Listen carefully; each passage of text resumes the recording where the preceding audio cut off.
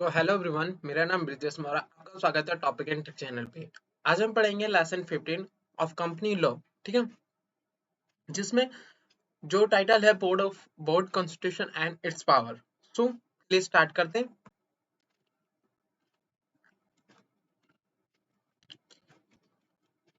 पहले हम डेफिनेशन की बात करेंगे। बोर्ड ऑफ डायरेक्टर होते क्या है? बोर्ड ऑफ डायरेक्टर्स होते हैं वो कंपनी के अथॉरिटी, एडमिनिस्ट्रेटर अथॉरिटी होती है जो पॉलिसी बनाती है और जो ऑर्गेनाइजेशन या कंपनी है उसकी एक्टिविटी को बहुत ध्यान से देखती है और एडमिनिस्ट्रेट करती है। ठीक है, वो होते हैं बोर्ड ऑफ डायरेक्टर। अब अकॉर्डिंग टू कंपनी एक्ट की बात करें, section 2 close 10 of company act define board of director or board in relation to a company means a collective body of director of a company. Board of director या board, ये company के relation में collective body of director होती हैं जो company के collective body of director होते हैं जो कंपनी के एडमिनिस्ट्रेट करते हैं। ठीक है, अब बात करते हैं सेक्शन 149 सबसेक्शन 1, जिसमें मिनिमम और maximum number of director in a company बता रखा है। अगर हम पब्लिक कंपनी की बात करें तो मिनिमम 3 डायरेक्टर होना चाहिए। प्राइवेट कंपनी की बात करें तो 2 डायरेक्टर होने चाहिए। और एक 1 पर्सन कंपनी की बात करें ना, कंपलसरी है एक मिनिमम कंपनी में, मिनिमम। अब बात करें मैक्सिमम, एक पब्लिक या प्राइवेट कंपनी में मैक्सिमम 50 डायरेक्टर होने चाहिए। ठीक है, कितने होने चाहिए? 15 डायरेक्ट एक्सेप्ट 1 पर्सन कंपनी। ठीक है, एक पब्लिक या प्राइवेट कंपनी में कितने डायरेक्टर होने चाहिए? 15। बट अगर आप 15 डायरेक्टर से ज्यादा डायरेक्टर अपॉइंट करना चाहते हैं तो आप स्पेशल रेजोल्यूशन पास करना होगा, फिर जनरल मीटिंग में फिर आप 15 डायरेक्टर से ज्यादा अपॉइंट कर सकते हैं डायरेक्टर इन कंपनी। अब बात करते हैं further under the second provision 2 section 149 subsection 1 read with the rule 3 of company appointment and qualification of director rule 14 following class of company must have at least one women director. ये जो company है, एक listed company और public company जिसका paid up share capital 100 crore या उससे ज्यादा है, या फिर टर्नओवर 300 करोड़ या फिर उससे ज्यादा है, उसे एक वुमेन डायरेक्टर अपॉइंट करना जरूरी है। वो 3 डायरेक्टर के अंदर या कितने भी डायरेक्टर हो उसके अंदर एक वुमेन डायरेक्टर होना कंपलसरी है। अब कंपोजिशन, कंपोजिशन बांट रखा है लिस्टेड एंटिटी के लिए। लिस्टेड एंटिटी जो लिस्टेड हो रखी है स्टॉक एक्सचेंज पे। ठीक है, optimum contribution, non executive director और एग्जीक्यूटिव डायरेक्टर दोनों होने चाहिए 50-50%। एटलीस्ट वन वुमेन डायरेक्टर भी होनी चाहिए उसके अंदर। ठीक है, अब एग्जीक्यूटिव डायरेक्टर की तरफ जाते हैं। Whether chairperson of the board of director executive director at least 50% of the shall be compromise of independent director. अगर एग्जीक्यूटिव डायरेक्टर है चेयरपर्सन, ठीक है, चेयरपर्सन अगर executive director board of director में से, तो 50% डायरेक्टर जो होने चाहिए वो सारे के सारे इंडिपेंडेंट डायरेक्टर होने ही चाहिए। अब बात करते हैं नॉन एग्जीक्यूटिव डायरेक्टर। अगर चेयरपर्सन जो है वो नॉन एग्जीक्यूटिव डायरेक्टर है तो 1/3 of the board of director independent director होने चाहिए। ठीक है, अगर चेयरपर्सन एंड एग्जीक्यूटिव डायरेक्टर है तो 1/3 उसे छोड़ के जितने भी 1/3 है वो इंडिपेंडेंट डायरेक्टर ही होने चाहिए। अगर दूसरे से बात करें, where chairperson of board is a non executive director and promoter भी है, listed entity is related to any promoter or person occupying management position at the level of board of director or one level below the board of director। अगर जो chairperson है, अगर वो जो chairperson है वो नॉन एग्जीक्यूटिव डायरेक्टर हो या और प्रमोटर भी हो, फिर रिलेटेड हो किसी प्रमोटर के पर्सन का, या फिर कोई भी मैनेजमेंट ऑक्यूपाई करता हो in the position of level, और एक से बोर्ड ऑफ डायरेक्टर से लेवल 1 एक बिलो, वो उस तब होगा तो 50% वहां इंडिपेंडेंट डायरेक्टर होना जरूरी है। ये है कंपोजिशन ऑफ बोर्ड। इलिस्टेड एंटिटी की बात करते हैं, इसमें यही बता रखा अकॉर्डिंग टू रेगुलेशन जो 50-50% था, जो ऊपर दे रखा चार्ट वही बता रखा है। अब बात करते हैं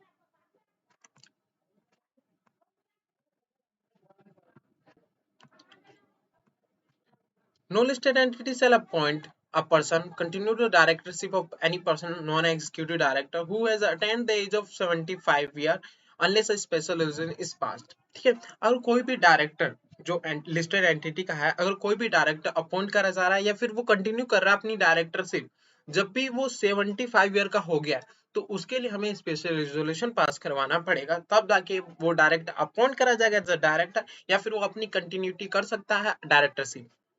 ठीक है, अब बात करते हैं,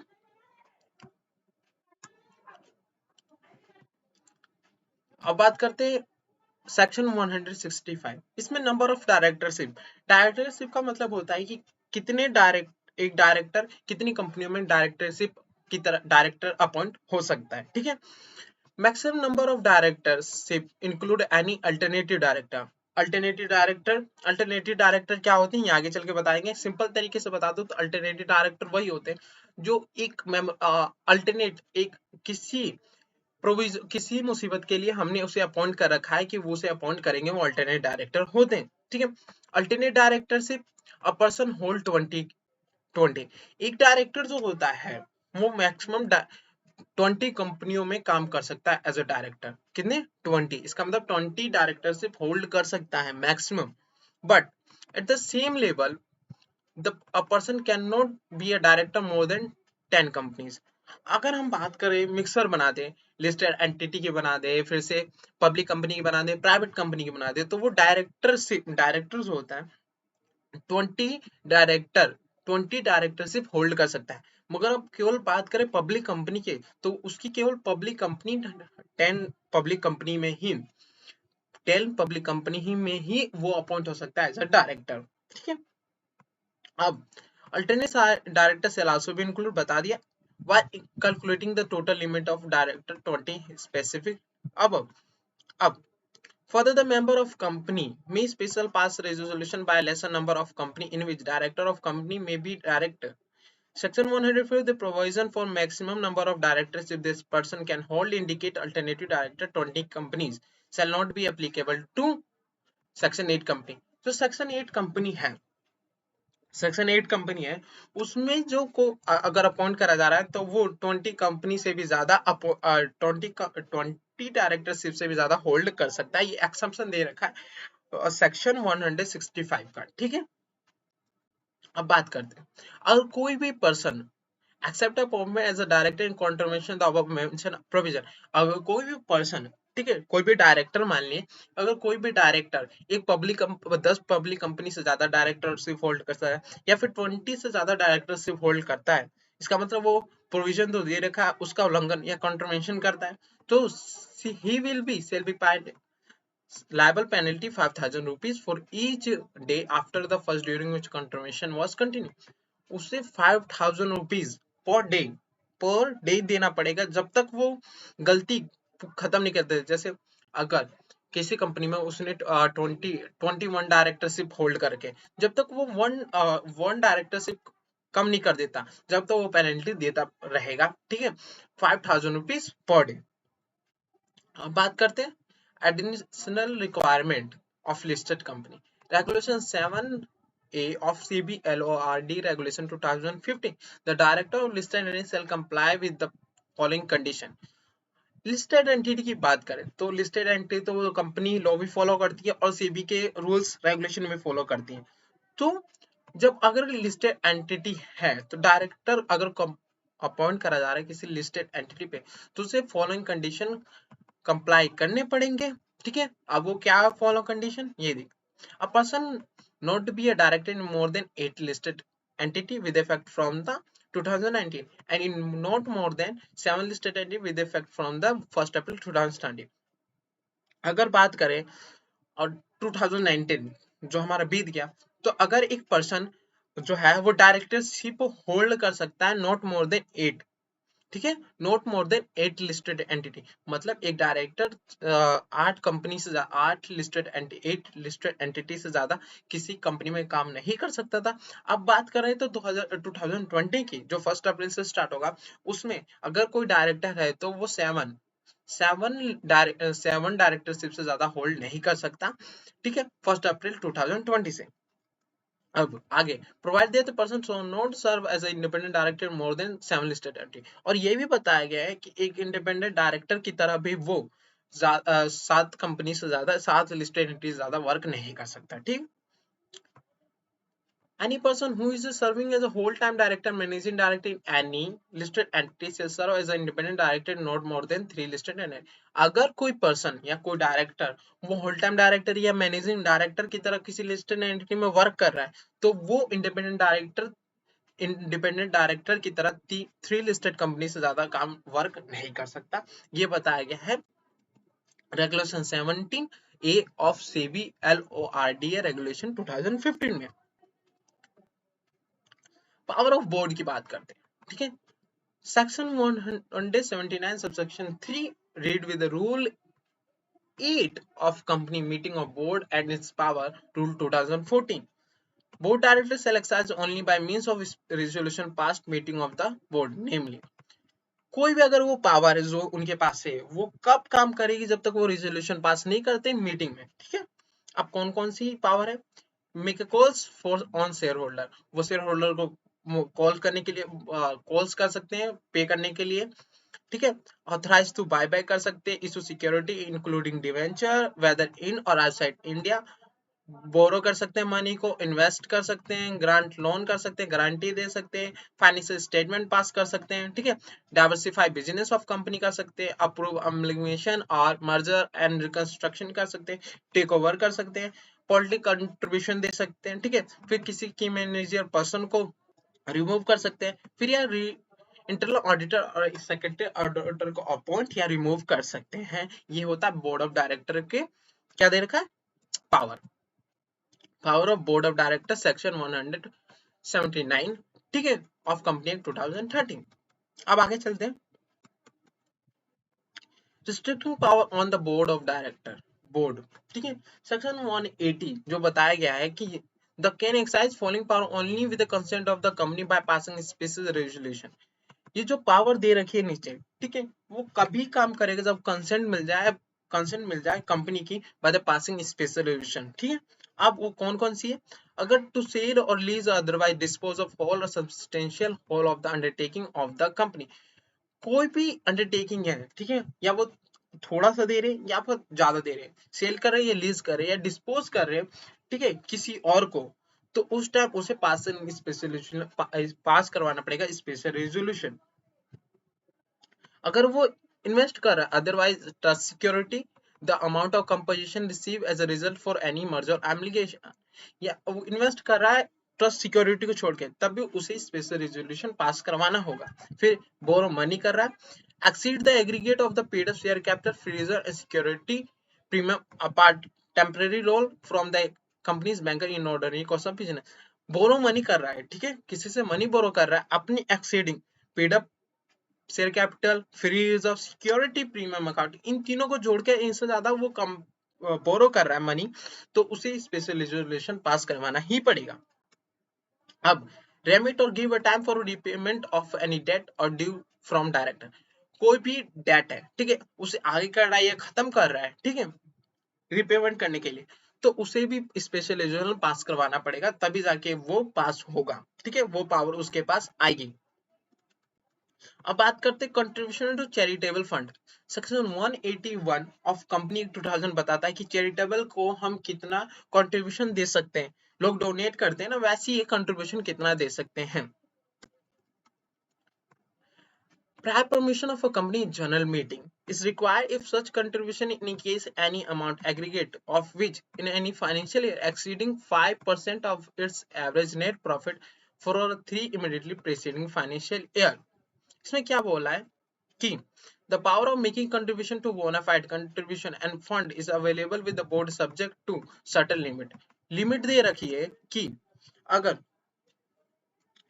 कंट्रीब्यूशन तो वो कर सकते हैं, मगर अगर वो 6% से prior permission of company general meeting लेना पड़ेगा, अगर कंट्रीब्यूशन किसी टाइम एग्रीगेट अमाउंट ऑफ, ठीक है, एक्सीडिंग 5%, अगर वो 5% से ज्यादा एक्सीड करता है उसकी average net profit of 3 immediately preceding है, तो उसे जनरल मीटिंग में इस परमिशन लेना पड़ेगा, तभी जाकर वो कंट्रीब्यूशन कर सकता है चैरिटेबल को। ठीक है, अब बात करते हैं section 182 of company act, provision and restriction regarding the political contribution. अब पॉलिटिकल कंट्रीब्यूशन हो रहा है, ठीक है, तो सिंपल सी बात है, according to section 182 of company act, a company other than government company को छोड़ के जो पब्लिक है और प्राइवेट है, and company which is the has been accident for the loss less than 3 financial, या फिर कोई भी कंपनी जो लॉस कर रही है लेस देन फ्री, कोई भी कंपनी जो 3 साल से कम, अभी 2 साल या 1 साल हुए उसे एग्जिस्टिंग कंपनी हुए हुए, may contribute any amount directly to indirectly political party. Simple सी बात यही बताई है कि अकॉर्डिंग टू सेक्शन 182 कोई भी company other than government company और एग्जिस्टिंग कंपनी लेस देन जो अदर देन गवर्नमेंट कंपनी और excessive for less than 3 financial year has been existence, वो कोई भी कंपनी कंट्रीब्यूट कर सकती है कितना भी पैसा, कितना भी अमाउंट में कंट्रीब्यूट एनी अमाउंट, ठीक है, डायरेक्टली इनडायरेक्टली पॉलिटिकल पार्टी। अब किस तरीके से कर सकती है? By account pay cheque draw on bank account and account bank draft और use electronic clearing system through a bank account, ठीक है, वो किसी को पॉलिटिकल पार्टी को कंट्रीब्यूशन दे सकती है। अब अगर पेनल्टी ऑफ कंट्रीब्यूशन, अगर सेक्शन 182 183 और सॉरी 181 और 182 कंट्रीब्यूशन करती है तो कंपनी पेनल्टी भरेगी, फाइन विच में extend to 5 times of amount as contribute and every officer. पहले कंपनी की बात करते हैं, और कंपनी कोई है तो वो कंट्रीब्यूशन करने में कोई कंट्रीब्यूशन करती है तो उसे फाइन भरना पड़ेगा, जो 5 टाइम्स ऑफ अमाउंट को कंट्रीब्यूट, जितना उसने कंट्रीब्यूट करा उसका 5 टाइम्स उसे पेनल्टी भरना पड़ेगा। अगर ऑफिसर की बात करें तो इम्प्रीजमेंट हो सकता है जो 6 महीने तक हो सकता है, और फाइन जो है वो 5 टाइम्स ऑफ अमाउंट, वो भी 5 टाइम्स हो सकता है जितना उन्होंने कंट्रीब्यूट करा। अब section 183, power of board and other person to make a contribution to national defence fund. जितने भी नेशनल डिफेंस फंड है, कंपनी जितना चाहे उतना कंट्रीब्यूशन कर सकती है नेशनल फंड में, ठीक है, या फिर एनी फंड जो अप्रूव्ड हो रखा है government for the purpose of national defence. ये था हमारे सेक्शन 180 181 सॉरी 181 183 और 182। अब बात करते बोर्ड कमेटी, ठीक है, कंपनी एक्ट के अंदर, ठीक है, बोर्ड कमेटी होते हैं कुछ जो हमें बनाने जरूरी होते हैं। ऑडिट कमेटी हो गई, ठीक है, नॉमिनेशन एंड रेमुनेशन कमेटी हो गई, ठीक है, शेयर होल्डर कमेटी हो गई, ऐसी कुछ कमेटी है, और कॉर्पोरेट सोशल रिस्पॉन्सिबिलिटी कमेटी जो बनाना कंपलसरी होता है। अब कब कंपलसरी होता है ये देखते हैं, पहले बात करते हैं। Board committee is a small working group identified by the board consisting of the board member for the purpose of supporting the board committee इसलिए बनाई जाती है कि वो बोर्ड का जो काम है उसको थोड़ा कम कर दे, उनके सपोर्ट करे उस काम में जो बोर्ड ऑफ मेंबर कर रहे हैं, ठीक है। अब committee are appointed by the board और फोकस ऑन स्पेसिफिक एरिया। जो कमेटी होती है, ठीक है, वो इसलिए अपॉइंट करी जाती है फोकस करे स्पेसिफिक एरिया पे, जो और इन्फॉर्म करे decision with the framework of delegating authority and make a specific recommendation to the board of on matter and the area or preview of all decision recommendation by the committee in place before the approval information। Simple सी बात है कि committee जो होती है इसलिए appoint करी जाती है कि किसी एक एरिया या फिर किसी एक स्पेसिफिक एरिया पे वो अपना फोकस लगाए, जो भी उसमें काम होता है वो देखे, अथॉरिटी करे, फिर जो जो उसमें इंफॉर्मेशन होती है वो before the board of director के सामने लाए, जिससे बोर्ड ऑफ डायरेक्टर उसका डिसीजन दे सके। फंक्शन दे रखे, या आप आराम से पढ़ सकते हैं, ठीक है, for a committee specific needs दे रखे। अब बात करते हैं कुछ कमेटी की।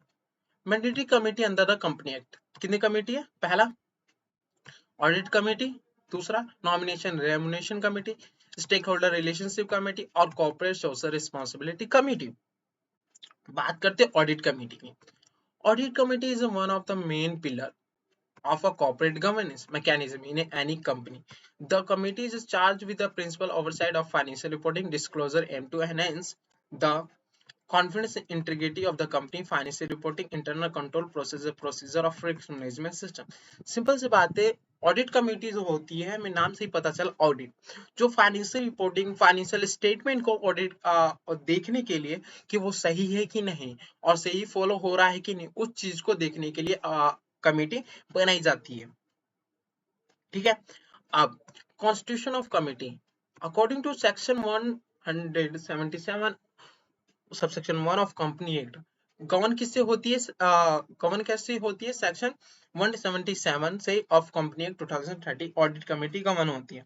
अब कौन कौन सी कंपनी को ऑडिट कमेटी कंस्टिट्यूट करनी चाहिए, एक लिस्टेड कंपनी, ठीक है, और पब्लिक कंपनी जिसका paid up share capital 10 crore या उससे ज्यादा हो, फिर या पब्लिक कंपनी जिसका टर्नओवर 100 करोड़ या उससे ज्यादा हो, फिर कोई पब्लिक कंपनी जिसका aggregate outstanding loan, debenture, deposit exceed करता हो 50 करोड़ रुपीस, उसे एक ऑडिट कमेटी कंस्टिट्यूट करना कंपलसरी है।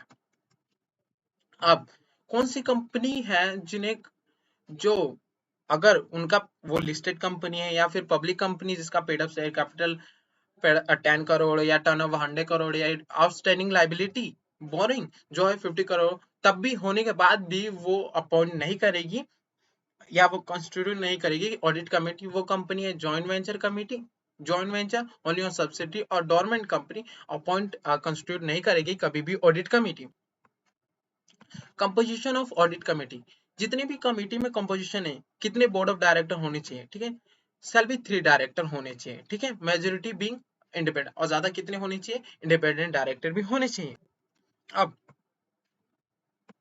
अलोड एल लिस्टिंग ऑब्लिगेशन डिस्क्लोजर रिक्वायरमेंट के रेगुलेशन देखें, according to SEBI RD regulation की तरफ से देखें तो audit committee shall have the minimum 3 director, as company act में भी बोला गया 3 डायरेक्टर होने चाहिए। 2/3 of member audit committee shall be independent, और 2/3 जितने हैं उसके 2/3 इंडिपेंडेंट डायरेक्टर होने चाहिए। जैसे अगर समझ ले 12 डायरेक्टर है हमारे ऑडिट कमेटी में, ठीक है, तो 12 डायरेक्टर, इसका मतलब 8 डायरेक्टर जो हैं, 8 डायरेक्टर जो वो इंडिपेंडेंट डायरेक्टर ही होने चाहिए। अब इनकी कोरम की बात करें, नंबर ऑफ कोरम, ठीक है, the audit committee listed shall be at least 4 times in a year, not more than 120 days shall elapse between the two meeting। जो बोर्ड ऑडिट कमेटी है वो 4 बोर्ड मीटिंग जरूर करेगी, ठीक है, और जो 2 बोर्ड मीटिंग के गैप है वो 120 डे से ज्यादा नहीं होना चाहिए, ठीक है। और कोरम की बात करें फॉर ऑडिट कमेटी, तो 2 मेंबर, 2 मेंबर्स या फिर 1/3 ऑफ मेंबर्स होने चाहिए, और एटलीस्ट 2 इंडिपेंडेंट डायरेक्टर होना कंपलसरी है, विच इज ग्रेटर। अब function role of audit committee की बात करते हैं। The recommendation for appointment, remuneration and term of appointment of auditor, ये अपॉइंट करती है, ठीक है, रिकमेंडेशन देती है अपॉइंटमेंट के लिए, remuneration and term of appointment auditor, ये ऑडिट कमेटी का वर्क होता है, ठीक है। Review monitor the auditors independence performance, review and monitor करती है ऑडिटर के इंडिपेंडेंस एंड परफॉर्मेंस को, ठीक है। एग्जामिनेशन, फाइनेंशियल एग्जाम करती है फाइनेंशियल स्टेटमेंट को और ऑडिटर रिपोर्ट को। Approval and subsequent modification transaction of related party, अगर कोई भी रिलेटेड पार्टी के संग हम ट्रांजेक्शन कर रहे हैं तो उसके अप्रूवल देती है, और अगर कोई प्रॉब्लम है तो उसके मॉडिफिकेशन भी करती है ऑडिट कमेटी, जो कंस्टिट्यूट करी जाती है सेक्शन 177 में ऑफ कंपनी एक्ट 2017। अब power of audit committee, the audit committee has power to call for comments of auditor report, internal control system, and scope of audit, including the observation of the auditor and review of financial statement before their submission to the board, and may also discuss any related issue with the internal statutory auditor and management of the company। Simple से बताया, यही बताएगा कि वो call कर सकती है comment के लिए ऑडिटर को कि इंटरनल कंट्रोल सिस्टम के ऊपर, ठीक है, फिर ऑडिट फाइनेंशियल स्टेटमेंट उसे रिव्यू कर सकती है जब उसे हम बोर्ड ऑफ डायरेक्टर के सामने सबमिट करने जा रहे हैं, फिर कोई भी डिस्कस करती है रिलेटेड इशू, जो इश्यूज है इंटरनल इशू है उसे स्ट्रक्चरी ऑडिटर और ऑडिटर के संग डिस्कस कर सकती है, वो काम होता है पावर ऑफ ऑडिट कमेटी का। अब बात करते हैं विगल मैकेनिज्म। अब ये विगल मैकेनिज्म होता क्या है, as per section 177 of rule 7 of company meeting and boards rule, every listed company, ठीक है, belonging to following class or class of company shall establish a legal mechanism director employed to report their genuine concern or giveness. Company which accept deposit, जो company accept करते हैं deposit from the public और borrow money का रखिए या bank से या financial institution से 50 करोड़ से ज्यादा, उसे एक वीगल मैकेनिज्म स्टेबलाइज करना जरूरी होता है। ये इसलिए होता है कि डायरेक्टर और एम्प्लॉय की जो भी रिपोर्ट है, ठीक है, कंसर्न को लेकर हो, ग्रीवेंस के लोग हो गए, वो डिस्क्लोज करता रहे या फिर बोर्ड ऑफ डायरेक्टर को बताता रहे, ठीक है, इन सब चीजों के बारे में, इसलिए अपॉइंट करा जाता है। एडिशनल रोल बता रखा है अकॉर्डिंग टू सेबी रेगुलेशन, ये आप पढ़ लेंगे।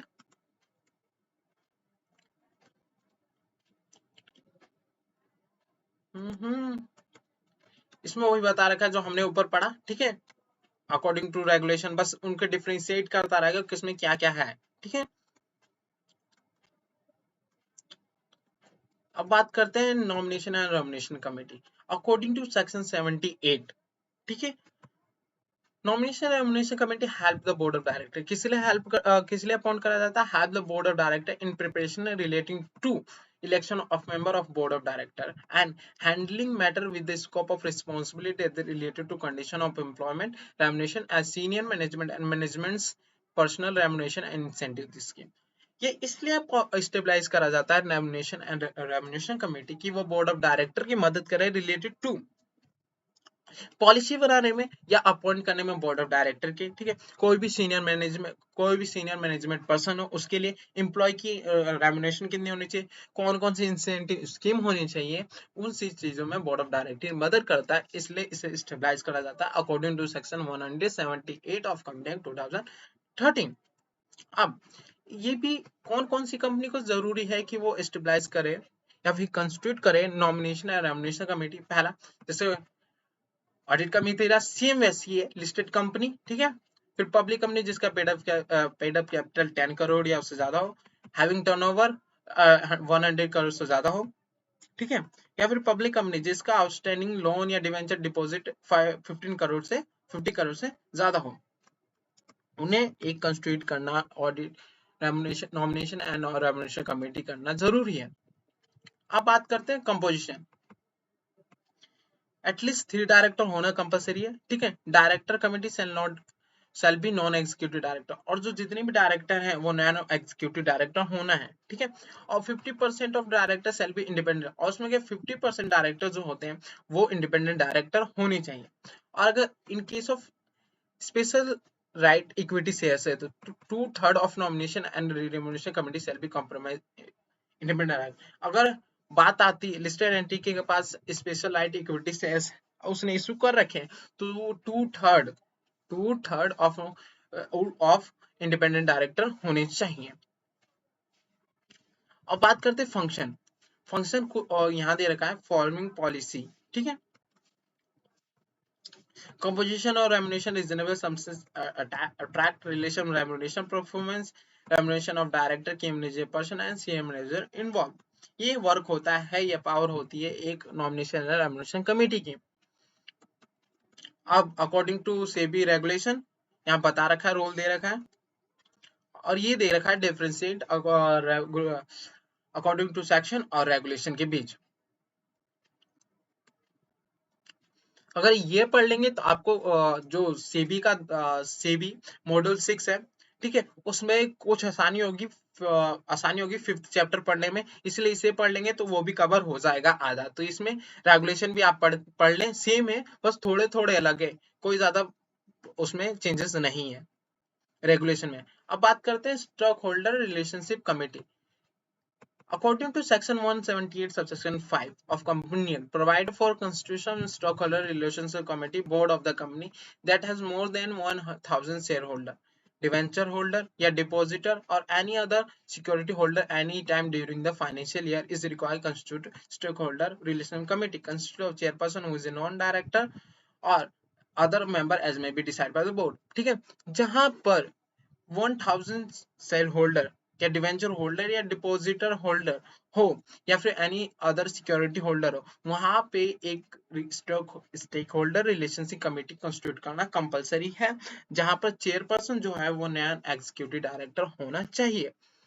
Relation committee shall consider resolve the grievance of security holder of the company। जो ये कमेटी स्टेबलाइज करी गई है, कॉन्स्टिट्यूट करी गई है, वो इसलिए करी गई है कि जितने भी शेयर होल्डर की ग्रीवनेंस है उन्हें रिजॉल्व करे और उनकी मदद करे हर एक प्रॉब्लम में। अब आगे चलते हैं। यहाँ पर डिफरेंशिएट बता रखा है, जैसे रेगुलेशन 20 में एलओआर के बता रखा है स्टॉकहोल्डर रिलेशनशिप कमेटी।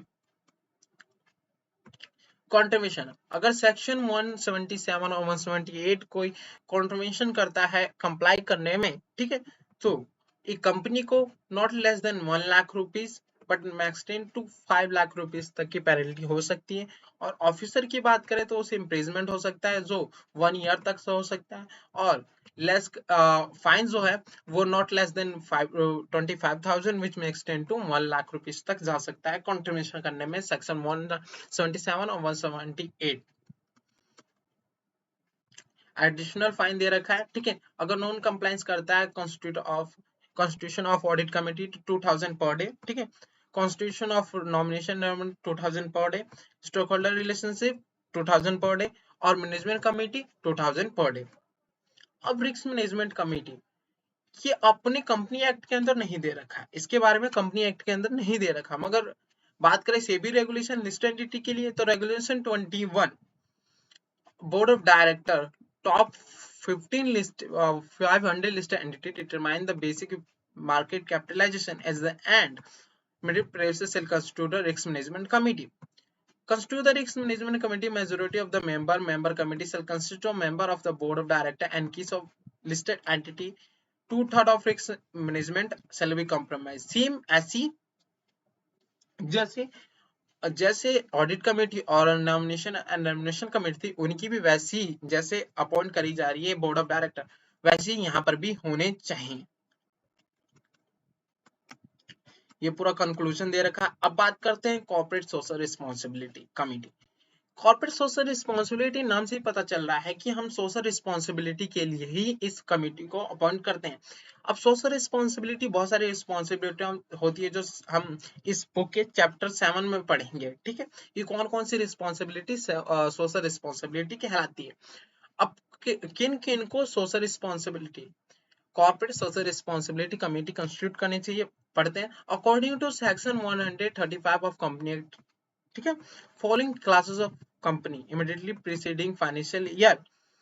नेटवर्थ अगर किसी कंपनी का, ठीक है, 500 करोड़ या उससे ज्यादा हो, या टर्नओवर उसकी 100 करोड़ या उससे ज्यादा हो, या फिर नेट प्रॉफिट 5 करोड़ से ज्यादा हो, ठीक है, या उससे ज्यादा हो, या 5 करोड़ हो, तो उसे corporate social responsibility committee constitute करनी चाहिए। कब करनी चाहिए? जब वो 3 ईयर लगातार 3 ईयर ये तीनों कंप्लाई करता है तभी उसे कॉन्स्टिट्यूट करना पड़ेगा कॉर्पोरेट सोशल रिस्पॉन्सिबिलिटी कमेटी, नहीं तो नहीं करना पड़ेगा अकॉर्डिंग टू कंपनी एक्ट। अब shall be constitute 3 डायरेक्टर, ठीक है, और more out of at least 1 director shall be independent, उसमें से 1 डायरेक्टर इंडिपेंडेंट डायरेक्टर होनी चाहिए। बस अब यही था, और कुछ इसमें बता रखा है। Role of board committee with 3 और मोर डायरेक्टर, आउटली 1 director shall be independent director, approve recommended activity amount of expenditure incur on the corporate social responsibility expenditure कितनी करनी, कहाँ करनी, ये सब ध्यान देता है corporate social responsibility committee. Monitor policy from time time, 2% minimum 2% of average net profit है, किसका एवरेज नेट प्रॉफिट का कंपनी एक्सपेंडिचर करेगी, कंपलसरी होता है अकॉर्डिंग टू कंपनी एक्ट के द्वारा, ठीक है। ये तो हमारे चैप्टर यहीं खत्म होता है। अगर आपको वीडियो पसंद आई हो तो प्लीज सब्सक्राइब जरूर करना, और ऐसे और भी चैप्टर आपको चैप्टर वाइज पढ़ाऊंगा, इसलिए इस चैनल को जरूर कराना। Thank you so much.